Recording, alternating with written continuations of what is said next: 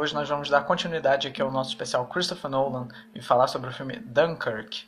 Vou convidar aqui meu amigo e crítico de cinema Bruno Burinetti para estar com a gente. Convidando ele aqui. E daqui a pouco nós já vamos começar. Fala. Hello. E aí, Beleza? tranquilo? Tranquilo. E você, tudo bem? Beleza, sextou. Bom. Como é que foi a semana? Tudo certo? Tudo certo, cara.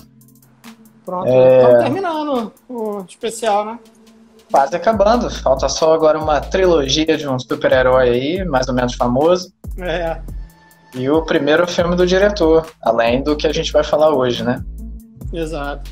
E antes da gente começar a falar sobre o Dunkirk, aproveitar e fazer um lembrete e uma dica, porque hoje John Lennon faria 80 anos. Acabei de ler. De 80 anos do não. E como dica para essa sexta-feira, eu queria deixar a dica para o pessoal assistir Yesterday, que está em cartaz no portfólio do Telecine Play.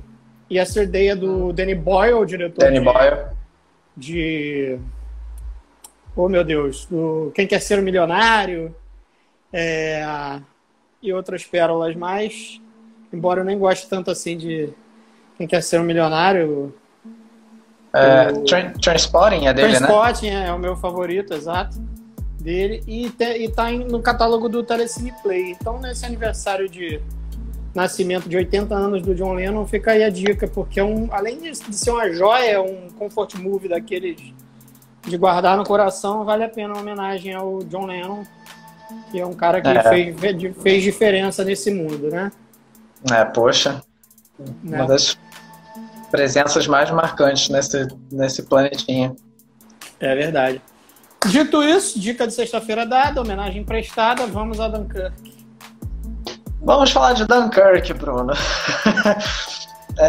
Vai ser aí um plot twist do nosso especial sobre o Christopher Nolan, porque a gente passou semana atrás de semana falando que os filmes, elogiando, sempre falando que os filmes são incríveis, são filmaços. E aí a gente chega a Dunkirk, que é um filme que nem eu nem você temos fortes vínculos. Não temos grande apreço, assim. Eu assisti esse ano duas vezes, né? Na verdade, deixa eu concluir. Eu assisti em 2018, ano que o filme concorreu a trocentas estatuetas do Oscar.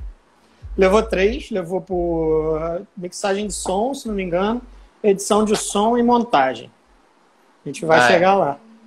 Eu assisti na época, reassisti no começo do ano, porque por uma questão de contextualização de estudo histórica, porque eu estava assisti 1917 por conta das indicações do Oscar, assisti Pets of Glory para poder buscar referências históricas e de cinemática mesmo, e assisti Dunkirk. Reassistir hoje, pensando momentos do filme para poder falar aqui na nossa live. E confesso que eu sofri bastante nessa revisão de hoje, assim. Se tornou uma coisa maçante por demais, eu diria até. E você inclusive comentou umas semanas atrás aí que rever a filmografia do diretor era uma coisa prazerosa, né? Você fazia sem o menor esforço. Verdade. E hoje você se esforçou. E hoje, até por isso, é realmente um plot twist, né? Porque eu tenho um problema quando as pessoas falam assim, Dunkirk é um filme muito bom tecnicamente. É um filme cheio de orçamento, com muita grana para ser feito. Então não dá nem para você fugir muito disso. A fotografia do Van Hoytema, como de costume, é perfeito. O cara capta nuances do filme com luz e contraste de cor de forma sempre perfeita, embora seja um filme basicamente cinza e opaco, né? É um filme muito bonito, né? Bonito de ver. É um filme lindo. Ele tem o uso de grandes angulares, assim, perfeito. Ele capta, por exemplo, tanto no cinema quanto você vê em uma boa TV, você capta grandes planos, assim, que te capturam mesmo a ação de forma competente. O filme é competente. Agora, por exemplo, a gente chega num ponto que é a montagem, uma montagem oscarizada, assim, que pra mim é um grande problema do filme. Não sei se você concorda comigo. Dando o meu contexto aí, Dunkirk eu só tinha assistido uma vez no IMAX, na época que ele estava sendo lançado, e agora vi de novo essa semana. E a minha experiência essa semana foi de um filme desconjuntado, né, cara? Eu tenho essa impressão também. Fala. Em primeiro lugar, assim, eu acho o filme tem um grande... De todas as camadas que a gente vai se propõe para analisar um filme, design de produção, fotografia, atuações, direção, montagem, tudo isso, que só crítico chato presta atenção, mas que monta o produto final que o espectador médio vai avaliar gostando ou não do filme. Uhum. Uma dessas camadas, para mim, é a joia da coroa, que é a trilha sonora do Hans Zimmer, que para mim é um absurdo de boa, assim, como sempre é. Sempre é muito competente e com pontos de brilhantismo, assim. Mas, para mim, o que dá essa sensação de que Dunkirk, para muita gente tem essa sensação de que é um filme melhor do que ele é porque a trilha do Hans Zimmer te pega pela mão e te leva por um abismo de tensão que o que está acontecendo na tela, às vezes, nem acompanha, sabe? De tão brilhante é a construção e a composição do Hans Zimmer. Isso, para mim, saltou aos olhos na época que eu assisti a primeira vez e hoje mais ainda, entendeu? Talvez seja um ponto forte do filme, né? Mas, assim, comparando com os outros trabalhos do Zimmer com Nolan, eu gosto mais da trilha dele do Batman, do Cavaleiro das Trevas, especificamente. De Inception é icônico, e até de Interstellar. Sim, mas eu acho que aí os filmes acompanham, né? E eu acho que em Dunkirk fica um gap, sabe? Dunkirk, ele tem realmente um AIS que é o som em geral, assim, o design e mixagem de som com a trilha do Zimmer, né? O som conduz mais o filme do que qualquer outra coisa, eu diria. Exato. Né? Isso. E a gente, para contextualizar, assim, quem vai assistir agora, quem vai assistir depois no YouTube e tudo mais, Dunkirk é um filme que se passa no começo da Segunda Guerra Mundial, no qual soldados britânicos estão encurralados numa cidade pequena no litoral da França, da cidade de Dunkirk.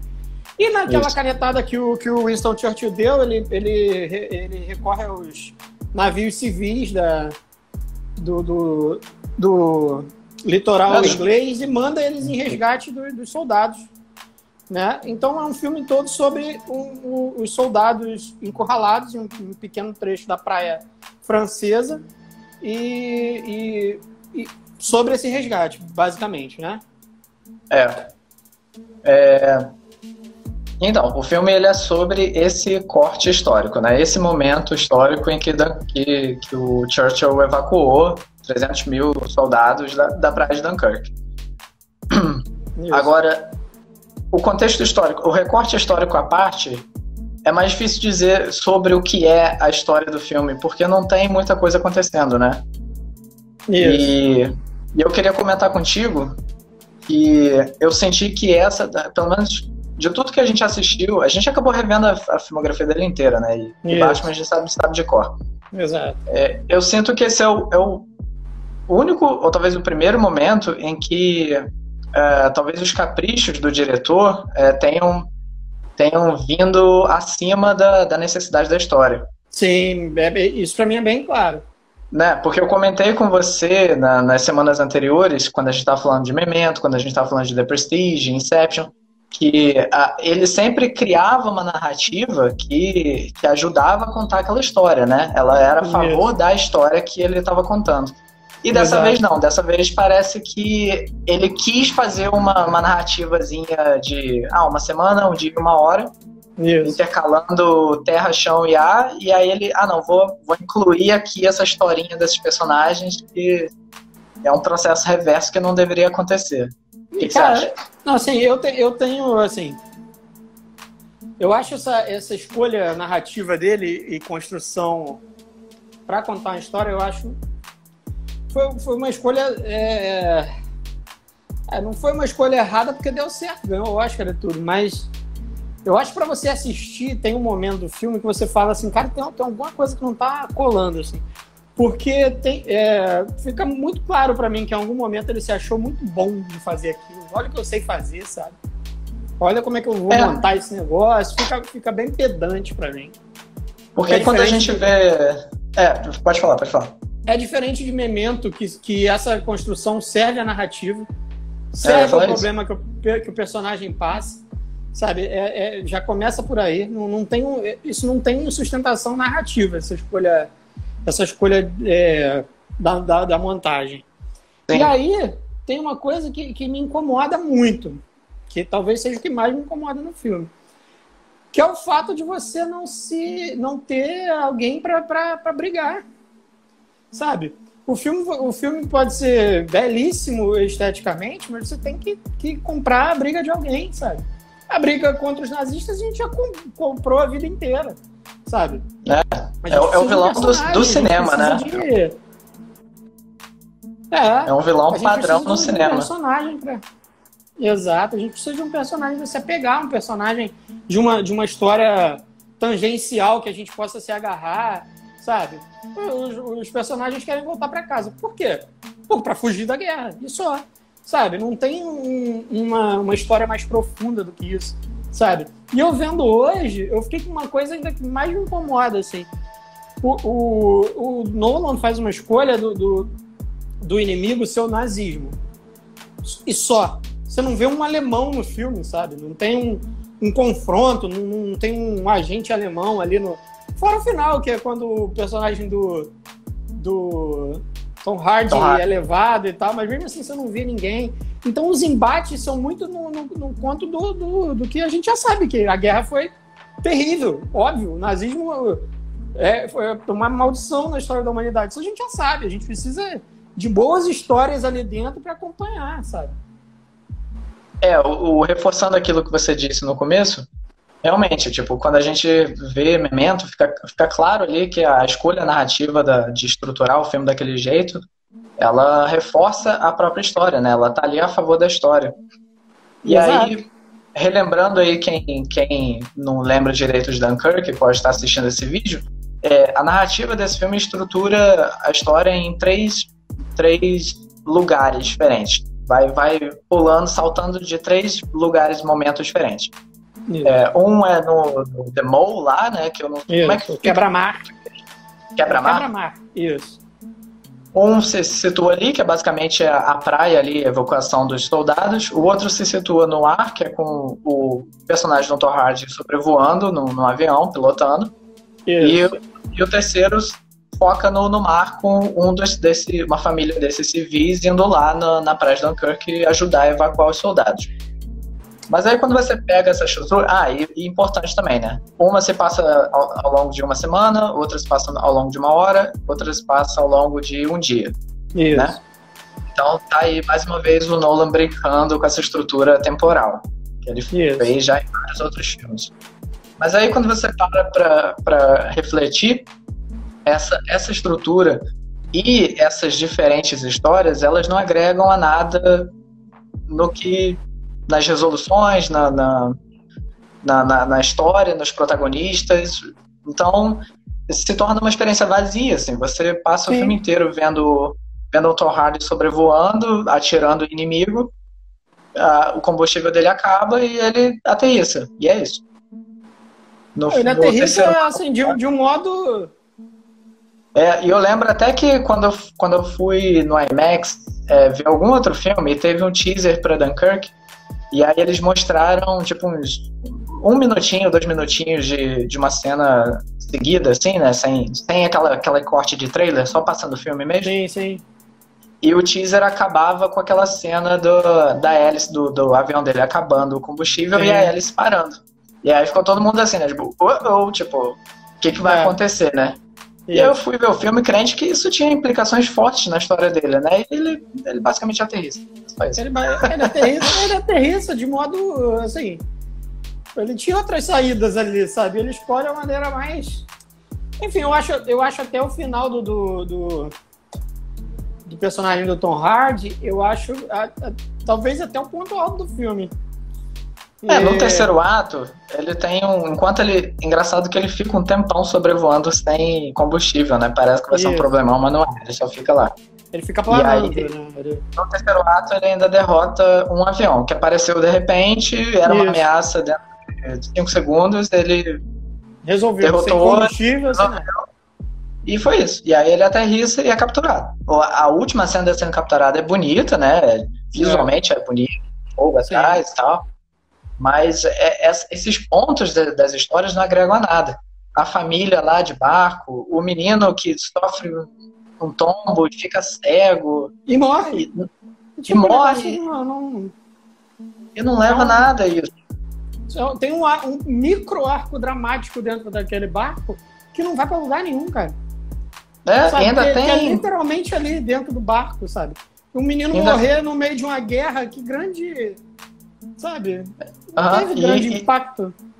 E o Nolan ainda faz uma sequenciazinha besta ali de tensão com aquele avião, que é amigo do Tom Hardy, cai na água, ele não sabe se ele vai conseguir sair do avião a tempo, e aí esse barco resgata ele. Mas é uma sequenciazinha besta, sabe? Essa sequência, eu até anotei sobre ela aqui, eu acho essa sequência, inclusive, ruim. Do ponto de vista de execução fílmica mesmo. Porque quando o soldado está preso dentro do avião enchendo de água e ele não consegue abrir a escotilha para poder sair do avião, e aí vem o barco dessa família para salvá-lo. Tem um corte que para mim é péssimo, porque ele já está sucumbindo ali e o rapaz que está no barco, ele vê ele batendo com uma porra qualquer na parada assim, e aí tem um corte e ele já tá lá fora, sabe? Não, é verdade. Ele salta de repente. Não tem, sabe? Não quebrou. Não sabe o que aconteceu. Parece que bateu uma varinha ali, mágica, e o soldado salva lá de dentro, sabe? Do ponto de vista de execução mesmo, eu achei porco. Eu senti isso também. Foi uma montagenzinha estranha ali. Foi uma ceninha estranha. Eu anotei sobre ela porque eu queria bater na cara do Nolan por causa dela. Cara, e te falar, assim, da minha experiência, eu achei que revendo hoje em dia eu ia acabar gostando mais do filme. E aconteceu o contrário. Eu acabei gostando menos do que eu já não tanto. Não. A primeira vez que eu assisti, eu já não tinha gostado tanto. Porque... Por um motivo que eu vou falar em seguida. Eu vendo hoje, eu gostei menos ainda. O motivo porque eu não gostei tanto da primeira vez, porque esse sim eu acho um filme frio do Nolan. E não é porque a gente está falando de um filme de guerra que o filme tem que ser frio. Desde o russo lá, o Vai Veja, e de lá pra cá a gente tem inúmeros filmes de guerra. Malick filmou, tanta gente filmou, fez filmes de guerra, que a gente aprendeu que para você falar de guerra, você tem que, para você buscar alguma coisa dentro da gente, fazer uma reflexão acerca dos horrores da guerra, você tem que buscar um certo tom de humanidade em que os personagens estão compondo a guerra. Exemplo, eu esse ano, até para tornar Dunkirk mais pálido na minha memória, eu reassisti o Soldado Ryan, do Steven Spielberg. E o Spielberg tem uma coisa com o Soldado Ryan, que o Spielberg, a lente dele, olha com humanidade para cada personagem e para cada figurante que está naquele filme. No Soldado Ryan tem cenas e sequências que você se importa com personagens que passaram na sua tela por 10 segundos. Não sei se você não tem o Vin Diesel morrendo lá na chuva, no chão e... Exato, vou além. Na sequência da Praia da Normandia, lá do dia D, tem um personagem que dura, sei lá, 10 segundos, nem se tanto. Ele leva um tiro, a bala passa pelo capacete, não pega nele, ele tira o capacete e ele fica assim, ó, só. Você lê a mente dele, ele é a sorte que eu dei. E no mesmo segundo ele toma um tiro na cabeça e morre. Você fica assim, puta que pariu, o cara morreu, cara. Sabe? A diferença de você olhar com humanidade e você dar peso para aquela morte que acabou de acontecer, te dá, te pega no afeto, te pega num lugar muito especial do teu coração, sabe? Agora, quando você faz um filme que você, de guerra que seja, você só tá me contando os horrores da guerra. Eu sei os horrores da guerra, não tive lá, mas a gente estudou a vida inteira. A gente sabe que foi horrível. Mas e contando os horrores da guerra de forma bem pasteurizada, né? Porque... Bastante. Tem sangue no filme. Exato.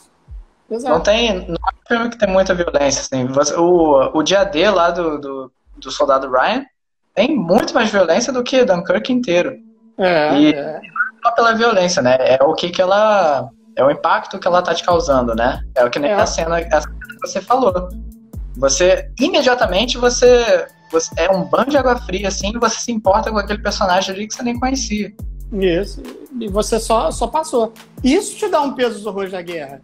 Isso te faz refletir acerca disso. Sabe? Tem uma sequência em Dunkirk que eu acho impactante, assim, mas que também não tem nada demais. Mas te dá uma noção de como é a guerra.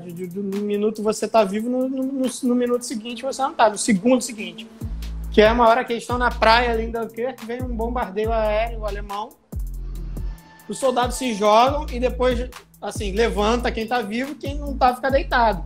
Aquilo te dá uma noção de linha de horror de guerra, sabe? Em um segundo você tá vivo, no outro você não tá. Mas fora isso, são os horrores da guerra que a gente já sabe, que a gente leu já.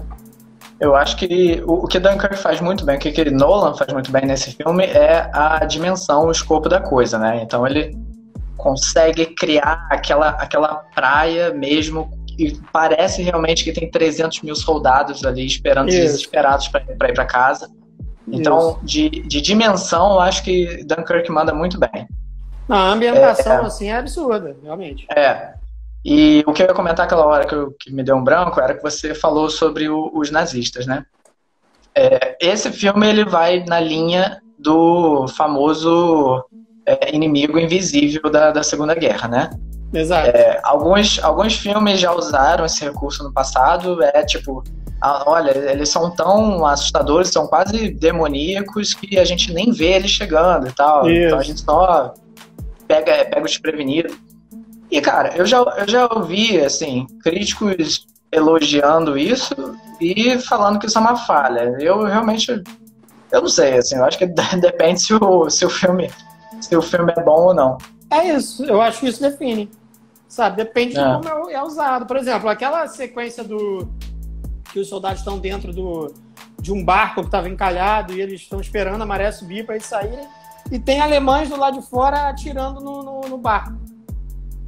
Por quê? Porque eles estão fazendo tiro-alvo. Porra, meu irmão, os caras estão na guerra cheio de inglês, eles vão ficar fazendo tiro-alvo em barco, encalhado? Porra, é você usar um artifício do inimigo invisível de forma babaca, sabe? De forma Eles estavam ali na praia, né? Onde estavam todos os outros soldados britânicos, franceses. Exato. Aí não é nem usar de forma babaca, mas é de uma forma que não vai te impactar em porra nenhuma, sabe? Além do que tem acontecido ali, daqueles personagens que estavam dentro do barco, se é um outro trabalho, até do Nolan, que o Nolan, sei lá, tivesse de melhor humor, talvez, ele conseguiria empregar empatia em cada um daqueles personagens ali dentro. Só que quando acaba a sequência, você fala assim, porra, eu tô cagando pra esses personagens, sabe? Podia ter morrido todo mundo que...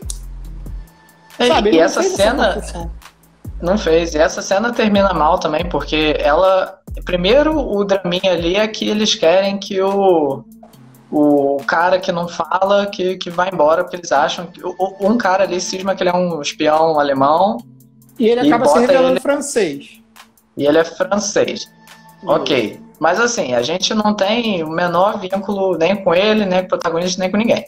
Não, o cara não deu uma palavra até aquele momento. O cara não deu uma palavra, não trocou ideia com ninguém. Não sei qual é do cara. Eu sei que ele tá andando.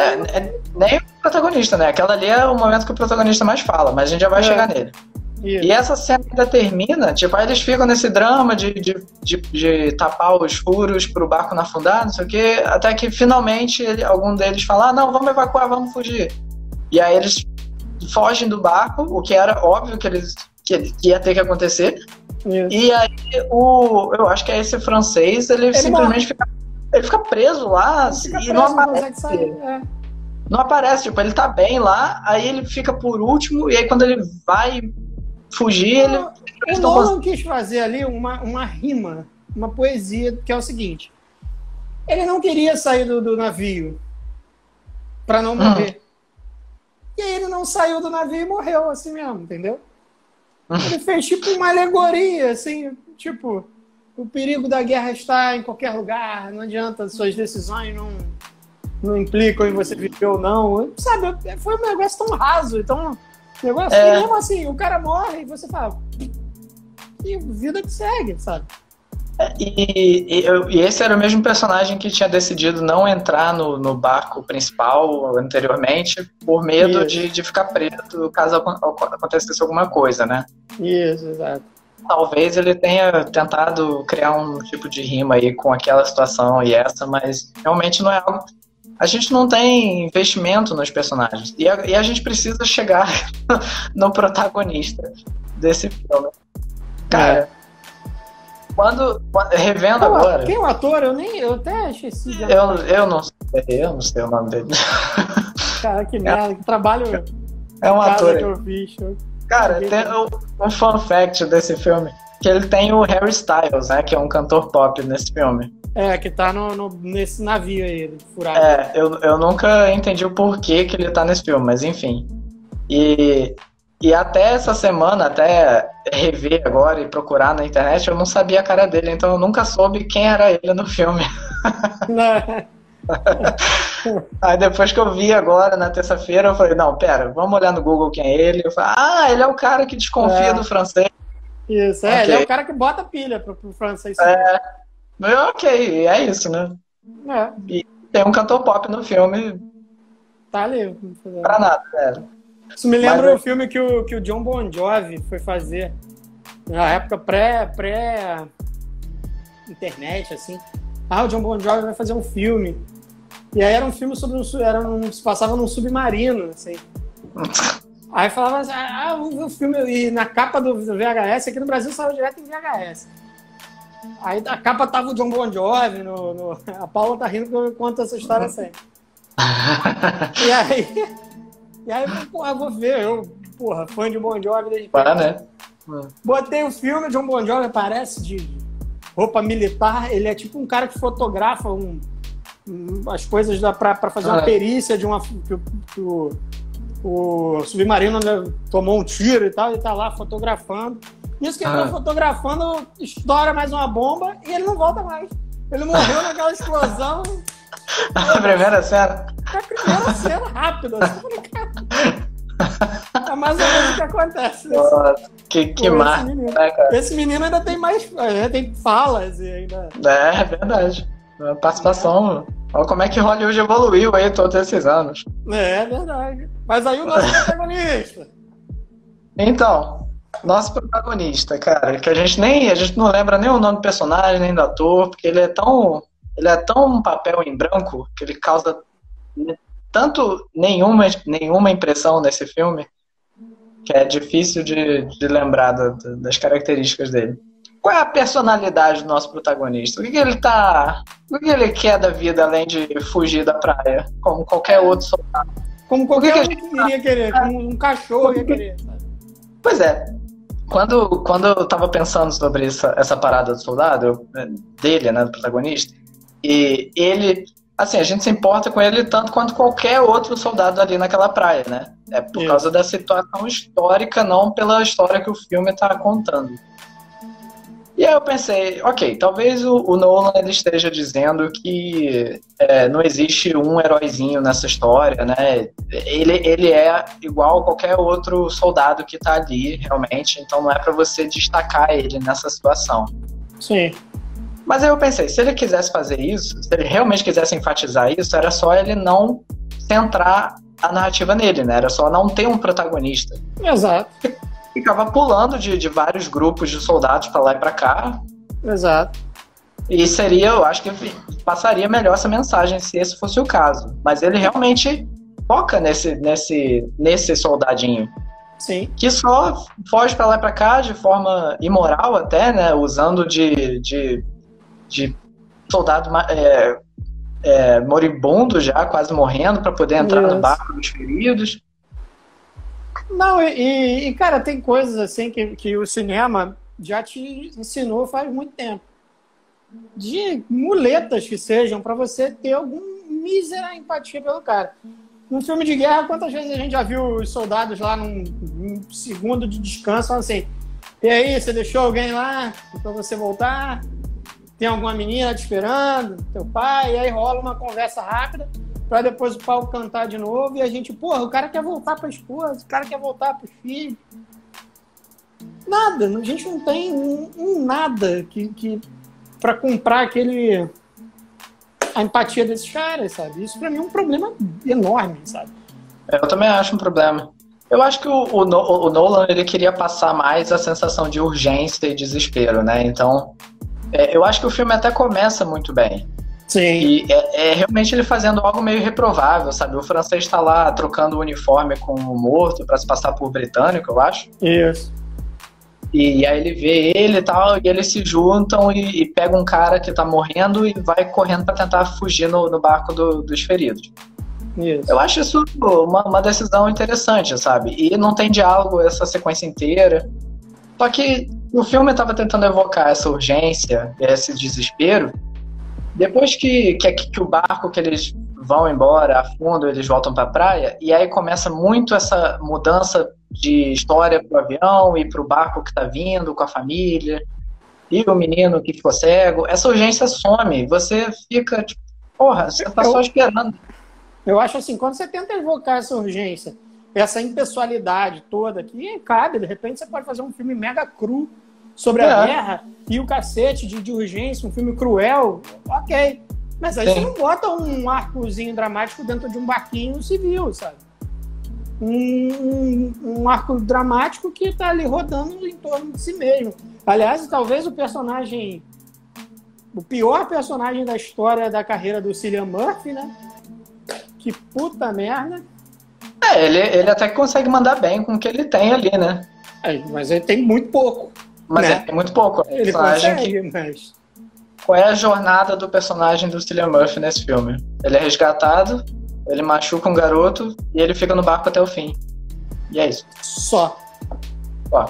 Kenneth Branagh tenta alguma coisa também ali com o que tem. Kenneth Branagh, eu acho interessante ali ele ser o líder estoico lá na ponta Isso é bonito, da praia. É bonito e ele fica lá pra salvar os franceses também. Isso. Ok, beleza. Eu acho engraçado que quando o oficial do exército vai entrando no barco e o Kenneth Branagh fecha ele, eu vou ficar pra ajudar os franceses. Aí o cara olha pra ele e fala assim, mexe o pé. Eu ri nessa parte. Eu ri, morri de rir. Ele olha assim e fala, mexe o pé e fala, foda-se, fica aí, porra. Porra, fala sério. Mas e aquele ajudantezinho do Kenneth que dá o binóculo, a única função dele é dar o binóculos pro Kenneth. Ele tem que ficar, né? Ele se fudeu. Ele se fudeu nessa. Mas pra mim o melhor personagem é do Kenneth Branagh. Eu acho incrível, de novo, esse homem. Eu sempre vou bater palma e acho que merece todos os aplausos. Para um homem chamado Tom Hardy, que consegue atuar preso dentro de um avião lá na puta que pariu. O cara tem um domínio tão foda de cena, sabe? Um domínio de dramaturgia, no gestual, no olhar. Tipo assim, a atuação do Tom Hardy é sempre de detalhe, cara. De novo, segunda vez atuando só com o olhar no filme do Nolan. Só com o olhar, dessa vez e a pior performance ainda porque ele tá confinado dentro de um avião. Então tem momentos assim de puro brilhantismo, de detalhe, que é ele olhando para o marcador de combustível e aí pega e anota no painel do avião hora e quantidade de combustível. Na hora que o avião para, ele olhando para cima e abrindo a escotilha. A noção que ele tem, o timing que ele tem, de como ele conhece ali a aeronave. Um atorzaço completo. Esse homem, para mim, é sensacional. É verdade. E as pessoas podem dizer, pô, ele só tá voando no filme, ele só tá sentado falando falas, mas, cara, a diferença, a crítica do Paulo até comenta isso, que você compara essa performance do Tom Hardy com a do protagonista e você vê que uma atuação de peso faz a diferença, né? Ah, o Pablo fala do Tom Hardy também? Ele também fala.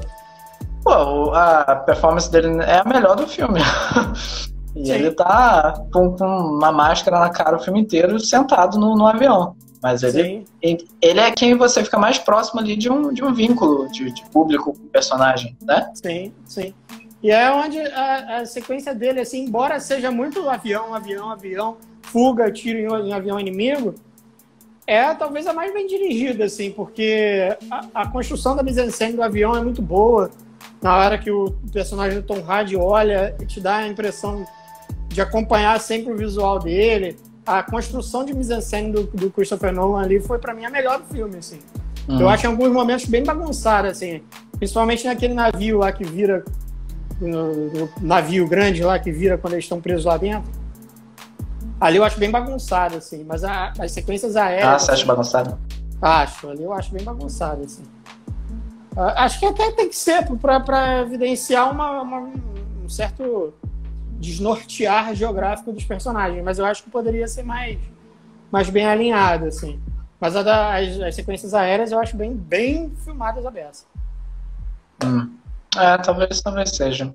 Eu gosto assim, Dunkirk ele tem cenas boas, né? Ele tem bons momentos. Tem. E, pô, é um filme esteticamente, assim, é um filme lindo, absurdo, assim, é muito bonito. A dimensão das coisas, o escopo ali da praia, eu gosto da ambientação da parada. Sim. Mas pra mim o que acaba jogando pra baixo ali é realmente a história, né? A falta de personagem de história. Eu acho que não viu tanto o pessoal falando que ele era expositivo, que ele falou, vocês estão fugidos, não vou explicar porra nenhuma, vou tacar uns caras fugindo aí de tiro, vocês que se virem. Eu acho que ele foi na contramão total, conscientemente. Também acho. Nos últimos filmes, sempre com essa coisa de exposição, de repente ele faz um filme que praticamente ninguém fala. O personagem principal não solta uma palavra em, 20 minutos de filme. Muito bom, tem a hora que ele cai no navio lá dos civis e ele só fala assim, me leva pra casa. Mas fala assim, agora eu senti pelo menos um desespero ali, sabe? Que antes é um negócio até meio animal, ele tá fugindo, ele tá, né? E quem? O protagonista, nosso soldadinho. Tá. E tem talvez o momento que mais bonito, assim, que eu mais empreguei afeto, vamos dizer assim. Seja o momento que eles chegam na Inglaterra e o pessoal tá dando coisas para eles e tal, e tem um senhor cego.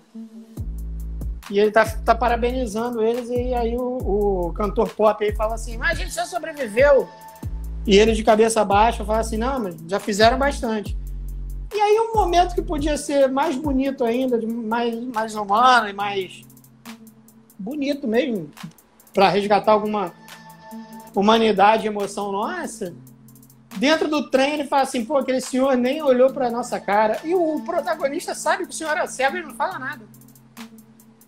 Ele fala, ele fica quieto e dorme. Eu falei, sabe, era o momento de ter ali uma interação da gente, sabe, mas não conecta, não bate. O protagonista, ele Ele não tá ali pra criar uma relação com ninguém, né? Com vínculo nenhum. Tá só existindo e vai embora. Sim. Mas essa cena do cego é bacana também. Uma cena parecida, assim, de um pouco... que relembra um pouco de afeto nessa história, é o lance do... depois que o menino fica cego e ele morre lá embaixo, e aí o amigo dele vê que ele morreu, né? O Cillian Murphy chega e fala, o menino vai ficar bem? E aí tem aquele momento ali que o rapaz, ele pensa em, tipo... falar, não, você destruiu tudo, você arruinou a vida dele, mas ele só fala, vai ficar bem. E aí o pai olha pra ele e balança a cabeça, ele dá uma... um momentinho interessante ali que logo antes disso, o menino fala assim, cuidado aí embaixo, quando os soldados estão entrando pro lugar que esse menino tá deitado. Aí o soldado fala assim, mas ele tá morto. Aí ele, mas cuidado com ele assim mesmo. Tomem cuidado. Isso também é bonito. E, pra não dizer que o Nolan foi desleixado, é aí que tá, eu não acho que tenha sido. Eu acho que isso foi uma escolha, tenho certeza que foi uma escolha pensada. Por quê? Lá dentro daquele navio que os alemães estavam fazendo tiro-alvo, quando eles falam pro protagonista assim, é ele ou você, o francês ou você, o que você escolhe? Ele fala assim, não, eu consigo viver com isso, mas não é certo. Então o personagem foi escrito assim. A gente não tá falando que o Nolan foi relapso e cagalhão com isso, não. O Nolan escreveu um personagem assim. A gente tá fazendo uma crítica acerca dessa construção. Não foi feito a moda Bangu, não. O negócio foi feito sério. Ele realmente, assim, ele toma decisões conscientes no filme, né? Ele optou pelas coisas terem acontecido dessa forma. E não é um filme, assim, não é um filme ruim. É um filme que a gente até aqui, a gente basicamente adorou todos os filmes anteriores do cara. E chega num filme que não rolou, sabe? Ele não... Faltou muito na história, faltou muito no nosso vínculo com os personagens. E eu acho um filme oco, sabe? É um filme igual o protagonista. É um filme bonito, se você olha assim, tem cenas que se você dá um pause assim, fica tipo um quadro na tela, assim. Belíssimo, assim, mas falta substância, falta... mas filme, faltam camadas, sabe? Você já viu o filme Atonement? Já assisti. Com o McAvoy e a Keira Knightley? Sim. Tem até ver, faz tempo. Tem um plano sequência famoso nesse filme que se passa na praia de Dunkirk. Sim. Tá lembrado dele? Sim. Aquela cena, que é uma cena, né? Um plano sequência, tem mais peso, tem mais... Você tá muito mais investido emocionalmente naquela cena ali do que no filme inteiro de Dunkirk, cara. Tem algo errado. Sim. E é uma cena... também. É uma cena belíssima e mostra aos soldados não só aquele medo de morrer, né, que é desespero, mas também conversando, cantando, sabe? É uma cena poética, assim, que ele anda por toda a praia e ele vê todo tipo de situação. Sim. Eu penso assim, cara, o cinema, pra mim, é antes de tudo um investimento emocional, sabe? E o cinema tem a mágica de fazer você investir emocionalmente com personagens que você execraria, sabe? Com vilões. Com vilões terríveis. A gente tem empatia com o Scarface, com Hannibal em alguns momentos, sabe? E o cinema tem essa magia. O cinema dialoga com coisas muito íntimas de cada um de nós. Uhum. Para aí a gente chegar num ponto de você não imbuir nenhum sentimento de apreço por soldados da Segunda Guerra, seus personagens têm que ser muito rasos, para dizer muito rasos. Porque a gente, nesse recorte histórico, a gente já tá automaticamente do lado desses personagens. Exato. A gente quer, né? A gente quer que eles fujam daquela situação como qualquer outra ali, mas essa é a parada. Por que a gente tem esse protagonista? Por que a gente tá acompanhando aquela família e o Tom Hardy no céu? Eles não trazem nada pra história, eles só estão ali existindo como qualquer um outro ali daqueles 300 mil. E foi o que eu falei mais cedo. Se a intenção era realmente não criar essa diferença, né, esse heróizinho, protagonista, então não fizesse, né? Fizesse sem protagonistas. Exato. Eu também. A gente chegou meio que num consenso do grande problema do filme, né? Além da montagem, assim, a gente hoje bateu mais na questão de superficialidade, assim. Da história mesmo. O cerne ali da coisa. Eu acho que realmente é a primeira vez que a gente saiu desse filme, provavelmente a gente saiu mais vendo questões técnicas, né? A montagem é meio bagunçada, a gente passou esses anos aí muito falando da montagem, né? Meio esquisita, algumas cenas não funcionam, mas hoje eu vejo que, cara, cadê o coração da história, sabe? Cadê meu vínculo com o personagem? Quem é esse personagem? Não tem nada. Passou, vira uma experiência vazia. Eu reparei que eu passei o filme inteiro, assim, só meio que esperando acabar, sabe? E sabe que sensação ruim quando você vê um filme inteiro e você não sentiu nada por 2 horas? Pois é. Você ficou contemplando o nada, sabe? Você fica, essa cena é bonita. Plano bonito. Tom Hardy é maneiro. Eu só fiquei assim. Sim, eu também. E, falta quanto, hein? Puta que pariu. Falta quanto pra acabar, hein? E tem isso. Eu terminei o filme quando eu revi em janeiro. Primeira vez que eu revi. Terminou o filme, eu fiquei achando que ele era muito mais longo do que ele realmente é. Porque ele não é um filme longo, é um filme de 100 minutos, se não me engano. Nossa, não é longo, né? Parece. Não. Agora você bota o Soldado Ryan, que tem mais de 2 horas, passa que você nem vê. Tua imersão com a história é outra coisa, cara, é outra parada. É o que faz o tempo ser totalmente relativo quando você tá vendo um filme. Exato. Dessa vez, essa semana, quando chega, aí pra mim também é outro momento, algum outro problema de montagem e do roteiro. Só uma dúvida, o Lee Smith montou mais o que do Nolan? Eu falei que ele montou Inception e ele nem concorreu por Inception. Foi isso, né? E aqui ele ganhou o Oscar de montagem, vai entender isso. Não dá pra entender. E ele montou mais coisa também, mas eu não sei se Batman dele, deve ser. E eu acho que era The Prestige, eu acho que era dele. Essa é a minha dúvida se The Prestige era. Eu acho que é. O Nolan, inclusive, usa um artifício que ele usou em The Prestige, no final do filme, final de Dunkirk, tal qual o final de The Prestige, com as cartolas jogadas. O Nolan usa os capacetes dos soldados na areia também. É verdade, é o mesmo plano. O mesmo plano ali, sobre terra arrasada. Né? Continua eficaz, né? Continua. É um plano, um plano pesado, cara. Teve um plano nesse filme que me deixou mega decepcionado. Aquela cena lá que tá mostrando aquele corredor imenso ali da praia, né? Quando eles estão esperando o barco. E aí tá todo mundo de cabeça baixada, assim, aí um levanta e vem um avião e aí começa aquela fila de pessoas levantando a cabeça. Isso.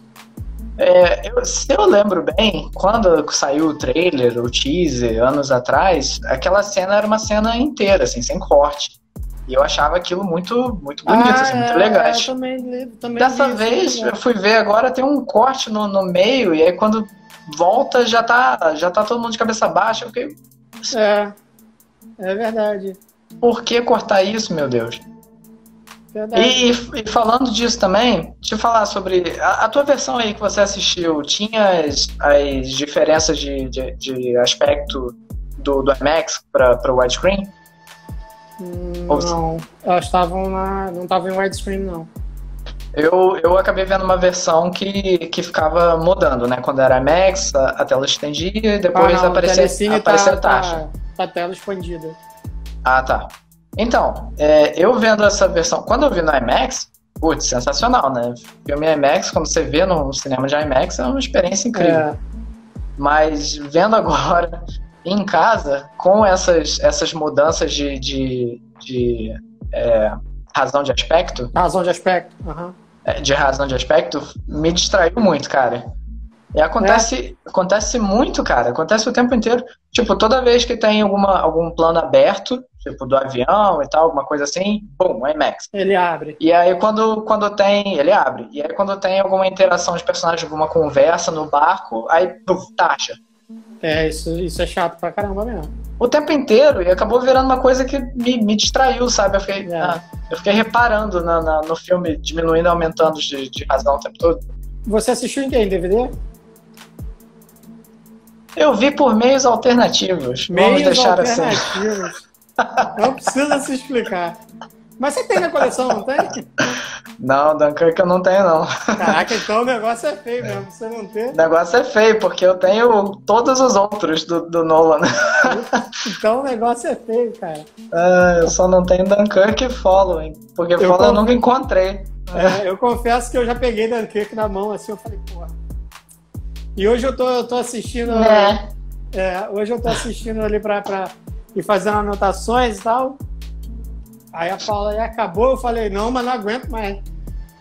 Nossa, já tava me sentindo na guerra já. Meu Deus, não aguento mais esse moleque correndo pra lá e pra cá. Puta que pariu. Foi realmente. Eu achei que eu ia acabar tendo uma experiência melhor na segunda vez agora. Mais, sei lá, mais cascudo de cinema, mas não, acabei que eu gostei menos ainda. Agora pergunta capciosa. Dunkirk ou 1917 do Sam Mendes? Ui! Cara, valeu! Quando eu vi o 17, eu até que eu curti bastante, cara. Eu achei bem legal. É um filme que, pra mim, quanto mais você vai pensando depois, que o negócio vai piorando. Eu curto, assim, de novo, né? Esteticamente, visualmente, 17 é um espetáculo, graças à fotografia lá do Roger Deakins, né? Exatamente.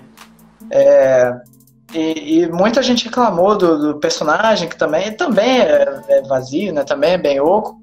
Exato. Mas, sei lá, eu fiquei mais entretido com 1917. Também me divertiu mais, passou menos... Assim, 1917 tem uma cena, porque, assim, quem não assistiu é filmado, o Dickens filma como um plano sequência, né? Como se fosse um plano sequência. E tem uma sequência ali, que é aquela sequência que ele entra na casa de uma menina, a menina tem uma criança. Cara, aquilo ali me tirou do filme. Isso. Aquilo ali me tirou do filme, a cabeça foi lá... Eu fiquei, podia pegar uma pipoca, né?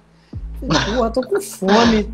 Aí eu, aquilo me tirou, assim, né? Mas eu acho que os dois se equivalem, 17 e Dunkirk, assim... no meu Letterboxd eles estão com a mesma nota, inclusive. Eu acho que no meu também. O que mais me distraiu em 1917 são as aparições de atores famosos a cada 30 minutos. Tem Benedict Cumberbatch, né? Tem uma... o rapaz lá que faz o Moriarty na série de Sherlock, tá no começo. Mas o do Cumberbatch é o que mais distrai, assim, porque é um momento importante, assim, tipo o clímax do filme. Aí o personagem vira e é o Cumberbatch te tira do filme, assim, tu fica, opa. E em 1917 tem momentos que você fala assim, Sam Mendes, tu viu Pets of Glory, né? Tava vendo... Sequência da trincheira totalmente bebendo ali do Kubrick. Totalmente, cara. Totalmente. Então, assim, a gente chegou a um ponto que a gente gostou com muitas ressalvas de 1917. A gente gostou de coisas em 1917. Assim. Não, 17 eu curti. Eu posso dizer que eu gostei do filme. Letícia, prima da Paula, minha prima. Opa, bem-vinda. Estamos no finalzinho aqui, faltam 5 minutos para acabar, mas... mas vai ficar salvo aí pra gente ver a gente falando um monte de groselha. Daqui a pouco tá aí no IGTV. Eu gostei de 17 e assim, mesmo com todas as ressalvas de Dunkirk, eu não diria que é um filme ruim, não. Só é provavelmente o mais fraco do Nolan, né? Vamos ver Tenet aí pra ver se segura também. Como se Dunkirk continua sendo o mais fraco do Nolan, ou se Tenet ganha nesse quesito. Eu vou torcer, como sempre. Como um bom apreciador de cinema do Nolan, eu espero que seja um bom filme, assim. Mas assim, Nolan é sempre fascinante, né? Ele é tipo o Shyamalan pra mim. Ele é um cara que eu sempre vou querer ver qual é o próximo trabalho dele. Ele desperta nem que seja uma curiosidade, né? Sim, com certeza. Antes, faltam 5 minutos para acabar, e antes disso eu quero falar aqui, fazer um lembrete que vai ter Fincher no Netflix. Acabou na agenda. Acabou de sair o teaser do filme novo do David Fincher chamado Mank. Um filme que eu tava mega ansioso esse ano. Meu Deus. Vamos ter vai direto pro Netflix, não é isso? Acho que sim. A gente vai ver no Netflix de qualquer jeito, né? Mas... Isso. E depois a gente pode pegar um filme do Fincher e falar aqui, já que a gente é tão fã assim do cara. Opa, Pode dar uma dissecada boa, assim. Fez 25 anos, tem filme novo do Fincher aí. Algo me diz que a gente vai falar. Será? Um dos nossos filmes favoritos, a gente adora falar sobre ele. Então... Verdade. Ou é Benjamin Button, né? Vai ser um ou outro. Fica aí a dúvida aí, deixa no ar. E vem cá, como é que fica agora o nosso especial do Nolan para acabar? A gente faz mais uma para falar de Following, e aí depois tem alguma coisa especial para falar da trilogia. Isso aí. Como é que é? É isso? Semana que vem vamos falar de Following, para fechar aqui a última live sobre o Nolan. E aí na semana seguinte a gente vai fazer um vídeo inteiro falando sobre os 3 filmes da trilogia Batman do Nolan. E aí esse vai direto pro canal do YouTube lá, e a gente conclui nosso super especial Christopher Nolan. Que vai ser uma coisa maior, né, do Batman, a gente... Porque ou a gente passava 3 semanas falando, né, fazendo uma live para cada filme, mas eu queria fazer uma coisa só, e aí 1 hora para os 3 filmes ia ser muito pouco. E aí a gente achou melhor fazer um vídeo off, que a gente possa passar mais tempo conversando. E aí eu edito uma coisa ou outra mais apropriadamente, né? Isso. E aí eu compilo isso e eu faço um vídeo no YouTube. Vai ficar bacana. Vai ficar show de bola. É isso, querido. Então é isso, Brian. Só reforçando a dicasinha de hoje, em homenagem aos 80 anos de John Lennon, Yesterday, no catálogo do Telecine Play, do Danny Boyle, tá? Um filmezinho para aquecer coração numa sexta-feira dessa. Isso aí. E aproveita quem não assistiu Dunkirk. Pode terminar. Porque a gente teve tantas ressalvas que você vai ter a mesma. E sempre vale a pena, né? Um Nolan é um Nolan e tá aí na prateleira pra gente assistir. Com certeza.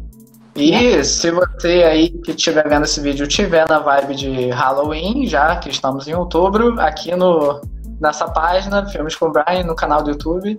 O canal não sei se vai ter vídeo temático, mas aqui na página, mês inteiro só post sobre filmes de terror e Halloween, filmes temáticos. É isso. E vai ter você vai fazer uma live, né, com o Roberto? Vou fazer uma live, provavelmente terça-feira, mas eu vou anunciar conforme ficar certinho. A gente deve falar sobre o John Carpenter. Mas sensacional. Indica aí, o que eu posso assistir do John Carpenter essa semana? Essa semana? A gente tá querendo começar falando sobre The Thing. Se você quiser já pegar pra ficar fresquinho. Eu vou tentar. Eu vou tentar assistir mandando perguntinha pra vocês aí. Isso.